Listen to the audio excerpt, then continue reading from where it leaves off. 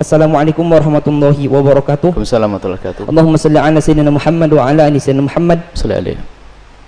Maaf jika kita wanita sedang libur atau menstruasi, apakah boleh memuaskan suami menggunakan mulut? Terima kasih. Bismillah.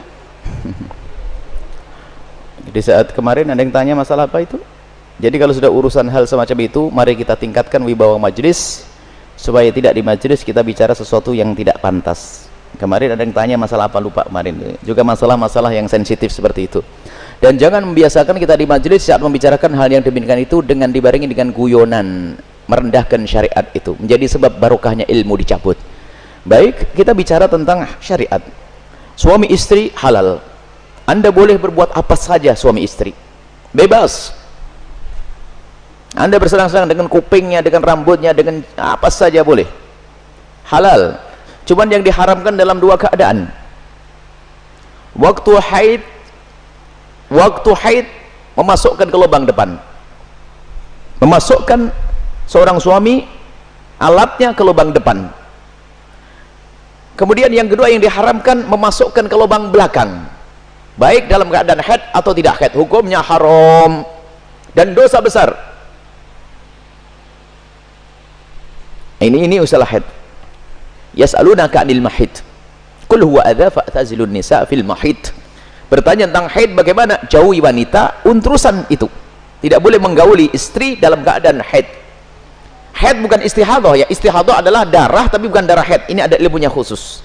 Tanyakan kepada ahlinya nanti. Kita juga punya diklat haid praktis 30 menit. Kemudian selebihnya adalah Anda boleh bersenang-senang, boleh apa saja. Mohon maaf, jadilah wanita cerdas. Ini adalah ilmu yang mungkin jarang dihadirkan. Seorang suami yang soleh mungkin, seorang suami yang soleh, dia mungkin di luar melihat sesuatu yang diharamkan, cuman dia orang menjaga diri. Astagfirullah, saya ngelihat aurat di luar. Karena dari seorang soleh, dia tidak mau menuruti itu semuanya, karena itu adalah haram, maka dia tutup mata, pejam mata dan menjauhkan itu semuanya. Tapi dia seorang laki-laki normal, bangkit syahwatnya, pulang ke rumah, istrinya mens, istrinya ada halangan, ayo mau diapain? Ayo menjadi istri yang aktif, inovatif. Anda tidak boleh melayani suami Anda dengan sesuatu yang khusus itu.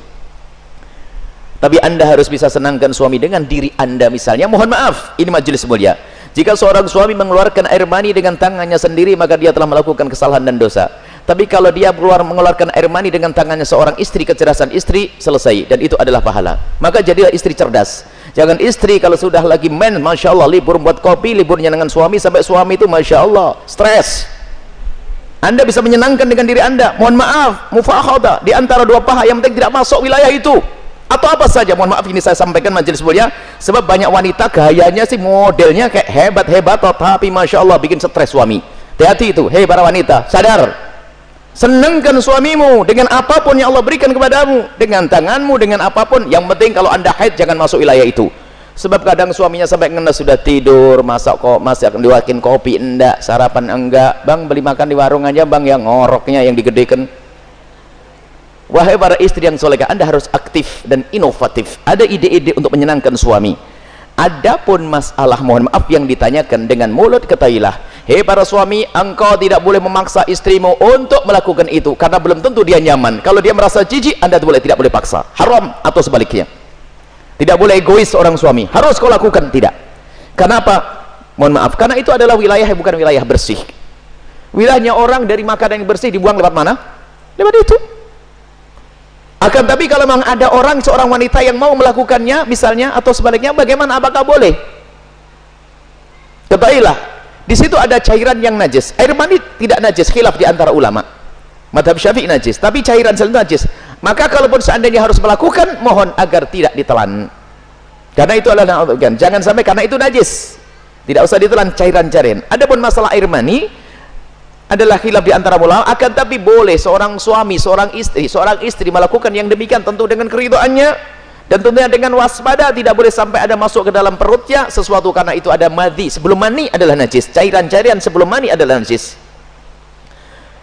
Dan wahai para suami dan para istri, yuk kita melakukan sesuatu yang sesuai dengan petunjuk Nabi SAW, akhlaklah yang baik. Dan kenapa biasanya ada pertanyaan demikian ini? Kenapa? naudzubillah, ada yang ditonton yang salah, gurunya salah, dari film-film yang ngaco itu ditiru, sehingga dia bingung untuk menyelesaikan urusan pribadinya dengan cara ini cara itu. Tidak ada cara yang lebih indah dari diajarkan Nabi. Seorang laki-laki duduk di perempatan istrinya, maksud duduk di atas perut istrinya, di atas ini, itu adalah cara yang paling bagus, nggak usah macam-macam. Petunjuk dari Nabi itu hanya gara-gara sering nonton film kotor, makanya banyak pertanyaan aneh, tapi pun harus dijawab, harus dijawab, harus dijawab, selesai. Semoga Allah bisa menjadikan Anda orang yang bisa menyenangkan. Termasuk wahai para suami, mungkin ada seorang suami yang, mohon maaf, ada bermacam-macam sebab, ada ejakulasi dini dan sebagainya dan sebagainya, tapi ketahuilah jangan biarkan istrimu terlantar. Dia bisa senang dengan jemarimu, dengan tanganmu, dengan anda, dengan apapun, dengan cumbuanmu. Jangan sampai menjadi seorang suami egois. Dan Nabi marah. Nabi marah dengan seorang laki-laki yang mendatangi istrinya seperti binatang mendatangi betinanya. Nggak pakai muqaddimah, pakai minyak wangi dulu deh para suami, sikat gigi yang bersih, kemudian cumbu, rayu, seperti halnya engkau ingin melihat dia cantik, dia jaga, ingin melihat engkau paling tidak agak ganteng dikit deh. Kemudian lihat, seperti halnya matanya ingin melihat dirimu indah, telinganya juga ingin mendengar kalimat indah, dan juga hidungnya pun juga ingin mencium bau harum. Cobalah siap. Makanya sebelum pulang kantor itulah mampir pom bensin dulu deh, bersih-bersih pakai minyak wangi. Ini penting.